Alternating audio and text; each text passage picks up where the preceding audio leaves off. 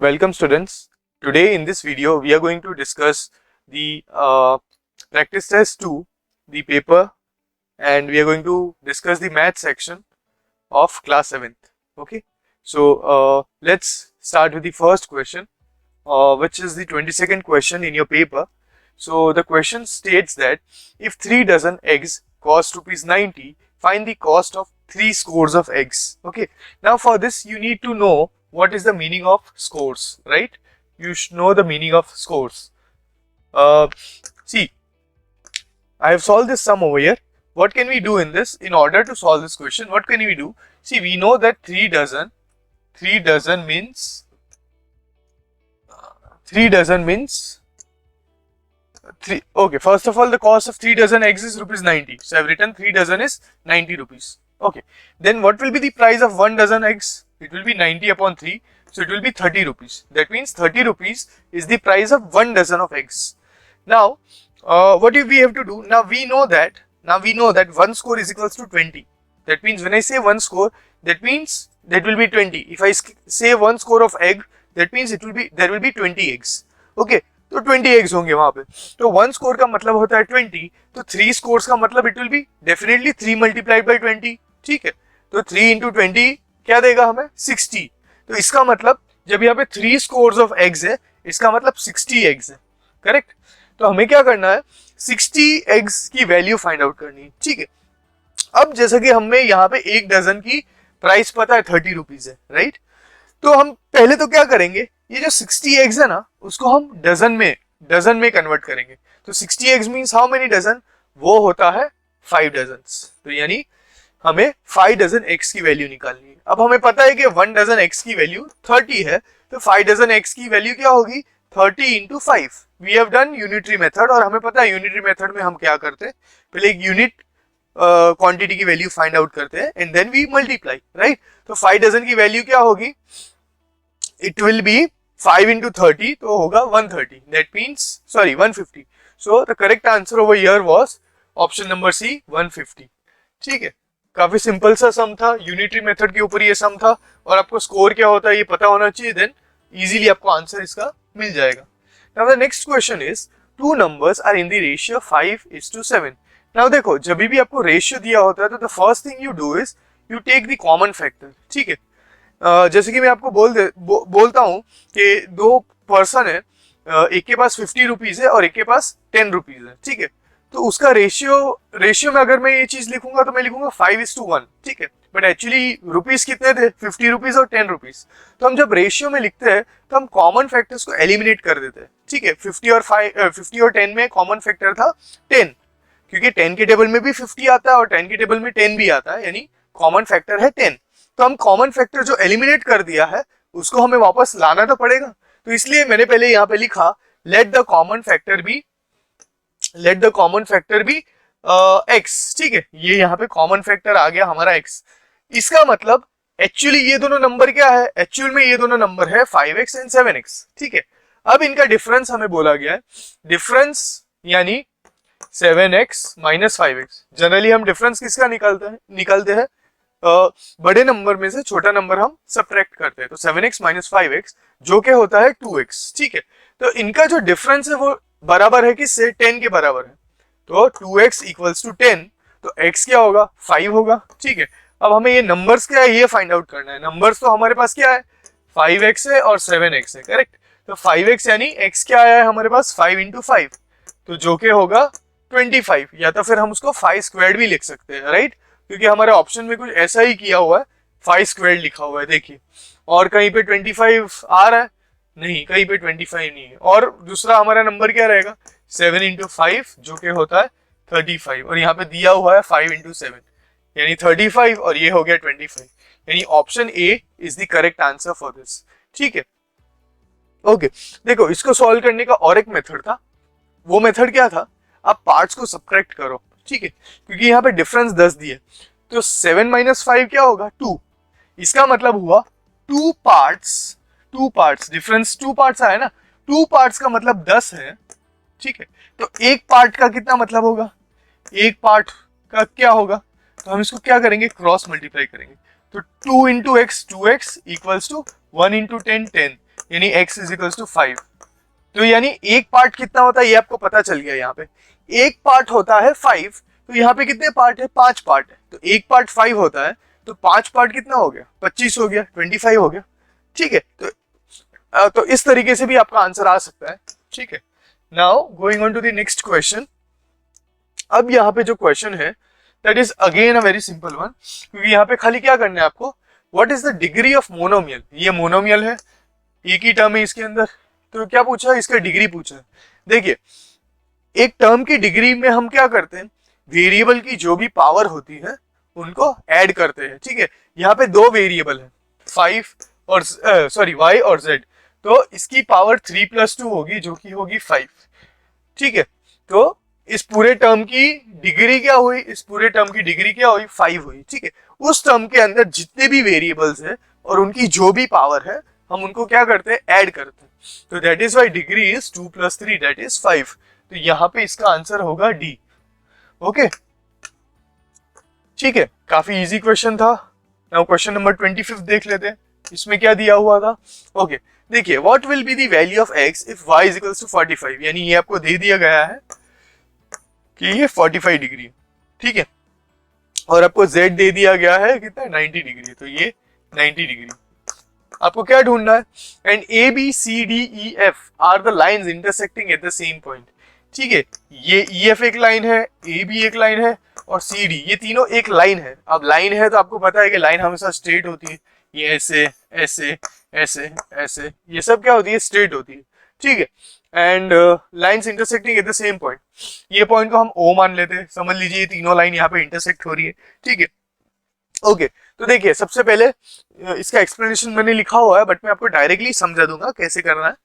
ठीक है, अब एक चीज देखिए यहाँ पे, ओके, ई ओ बी, ये ई ओ बी, और एक चीज आपने पढ़ी होगी कि जब दो लाइन इंटरसेक्ट होते हैं तो 2 pairs of vertically opposite angles form होते हैं। कौन से वाले, एक ये और दूसरा जोड़ी ये वाला। ठीक है, तो सिमिलरली ये जो z है तो ये भी एंगल z ही होगा। ठीक है, क्योंकि ये वर्टिकली ऑपोजिट एंगल है। देखो ई एफ और ए बी, तो ये वाला एंगल और ये वाला एंगल क्या होगा, इक्वल होगा, यानी ये भी कितना है, 90 डिग्री है।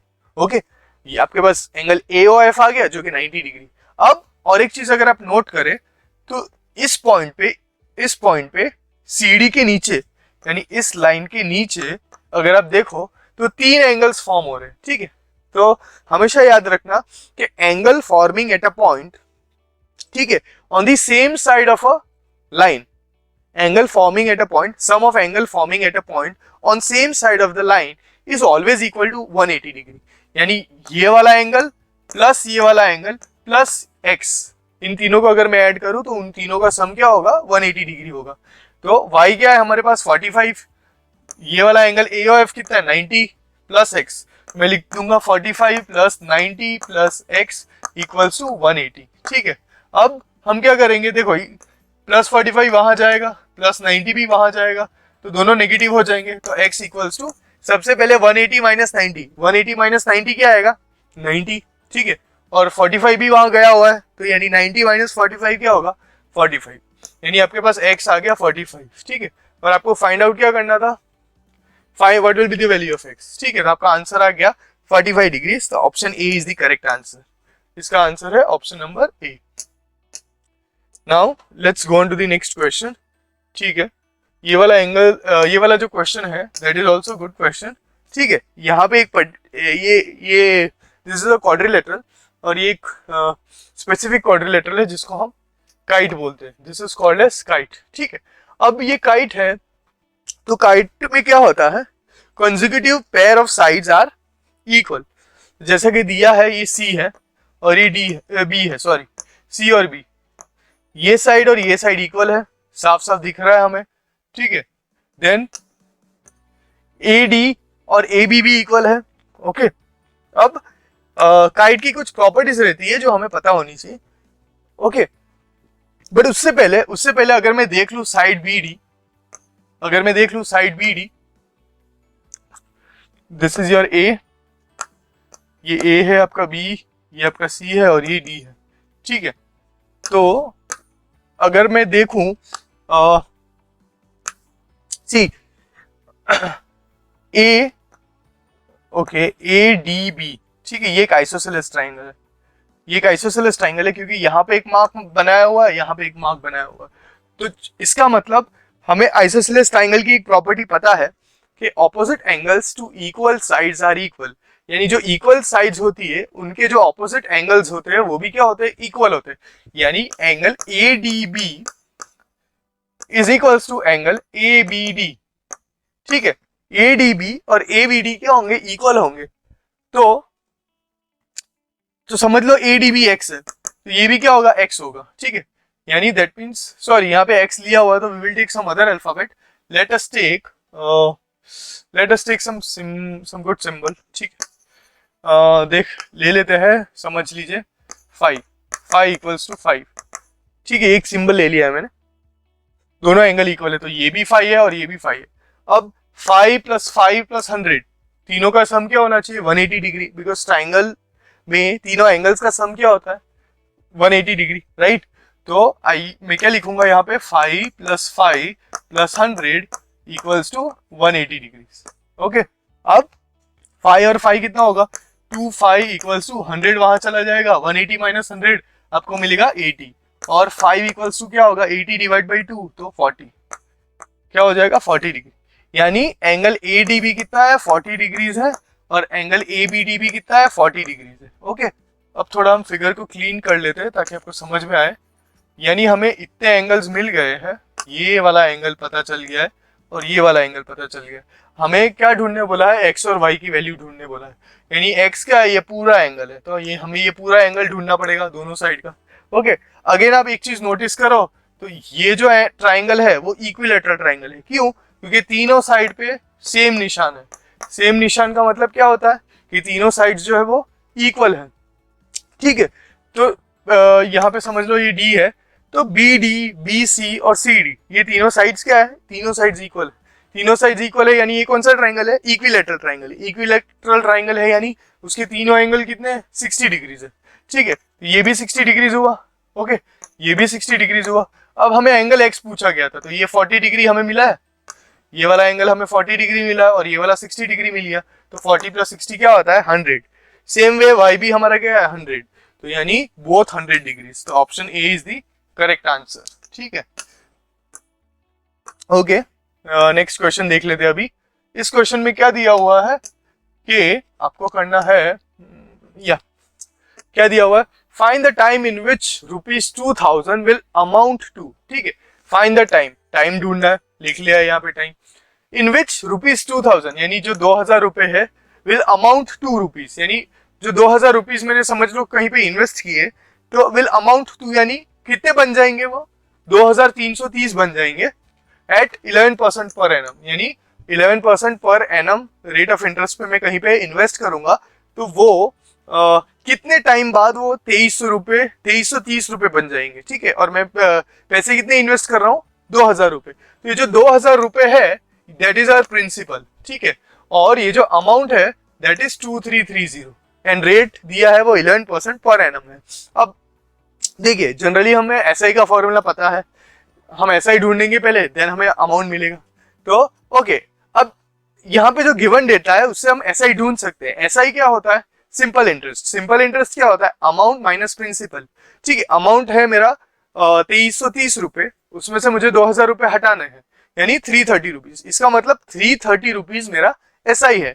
तो मैं क्या लिखूंगा, SI is equals to P into R into T upon 100, ये हमें पता है, ठीक है। एसआई जो है 330 है, लिख दिया, प्रिंसिपल की जगह 2000 लिख दिया, रेट की जगह 11 लिख दिया, मल्टीप्लाइड बाई टाइम पता नहीं है तो हमने खाली टी रहने दिया, होल डिवाइड बाई 100 कर लिया, ठीक है। अब 0 0 कैंसल, 0 0 कैंसल, ठीक है।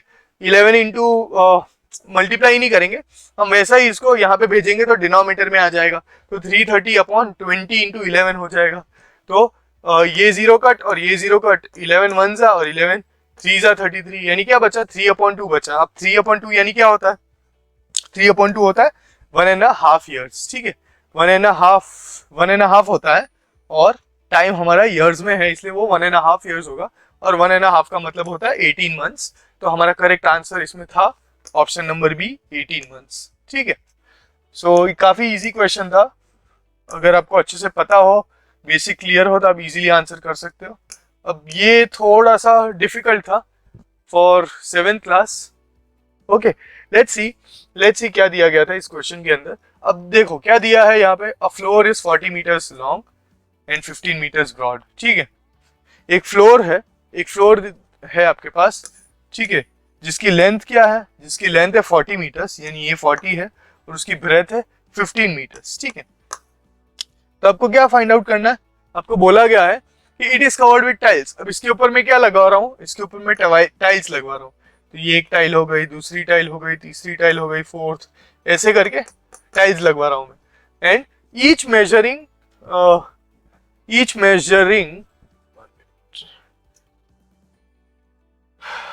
मेजरिंग कितना है, 60 सेंटीमीटर्स बाई 60 बाई 50 सेंटीमीटर्स। ठीक है, यानी ये जो टाइल्स लगवा रहा हूँ वो भी रेक्टेंगुलर टाइल्स है, और इसका डायमेंशन क्या है, 60 सेंटीमीटर्स और 50 सेंटीमीटर्स। ठीक है, अब यहाँ पे एक चीज नोट करने वाली है कि ये मीटर्स में दिया है एरिया ऑफ फ्लोर, और जो टाइल्स का डायमेंशन दिया है वो सेंटीमीटर्स में। तो हमें क्या करना पड़ेगा, या तो इस मीटर को सेंटीमीटर में कन्वर्ट करो, या तो इन सेंटीमीटर वालों को मीटर में कन्वर्ट करो। बट जनरली हमेशा बड़े यूनिट से छोटे यूनिट में कन्वर्ट करना इज वेरी इजी। तो हम क्या करेंगे, यहाँ पे हम इस मीटर्स को सेंटीमीटर में कन्वर्ट कर देंगे। तो 40 मीटर्स यानी कितना होता है वो, 4000, यस 4000, हाँ 4000 सेंटीमीटर होता है। और 15 मीटर्स क्या होता है, 1500 सेंटीमीटर होता है। तो हमारा एरिया ऑफ फ्लोर क्या है, 4000 इंटू 1500 सेंटीमीटर स्क्वायर। ठीक है, एरिया का यूनिट हमेशा स्क्वायर में होता है, ये मीटर्स में दिया था हमें, तो ये मीटर्स लिखना चाहिए मुझे। Okay, now then afterwards area of tile. अब टाइल का एरिया क्या है, 60 इंटू 50, ये तो सेंटीमीटर में ही है, और एरिया है तो हम स्क्वायर लगाएंगे, सेंटीमीटर स्क्वायर। अब नंबर ऑफ टाइल्स हमें ढूंढना है, तो उसके लिए एक फॉर्मूला है। ठीक है, आप इसको इमेजिन भी कर सकते हो कि आपके पास ये फ्लोर दिया है, इसके ऊपर आपको टाइल्स लगानी है, तो कितनी टाइल्स आएंगी, उसके लिए आप क्या करोगे कि area of floor divide by area of one tile. एक टाइल कितना एरिया रोक रहा है, ठीक है, उसके ऊपर से आपको पता चल जाएगा कि कितने टाइल्स चाहिए। तो that is why the formula is, number of tiles क्या होती है, area of floor divided by area of one tile. तो एरिया ऑफ फ्लोर क्या है, 4000 इंटू 1500, ठीक है, और एरिया ऑफ टाइल क्या है, 60 इंटू 50, डिवाइड कर दिया, कॉमन फैक्टर्स को कैंसिल आउट कर दिया, हमारा आंसर आ जाएगा 2000। यानी 2000 टाइल्स लगेंगी, तब जाके इस फ्लोर को मैं पूरा टाइल से कवर कर पाऊंगा। ठीक है, ये पूरा फ्लोर जो है वो टाइल से कवर तब हो पाएगा जब मेरे पास 2000 टाइल्स होंगी। तो आंसर क्या रहेगा इसका आंसर रहेगा B, 2 into 10⁻3। So this many number of tiles we need. Okay, so I hope आपको सब क्वेश्चंस अच्छे से समझ में आ गए होंगे। कोई क्वेश्चन अगर नहीं समझ में आया तो you can write the question number in the comment. Okay, thank you.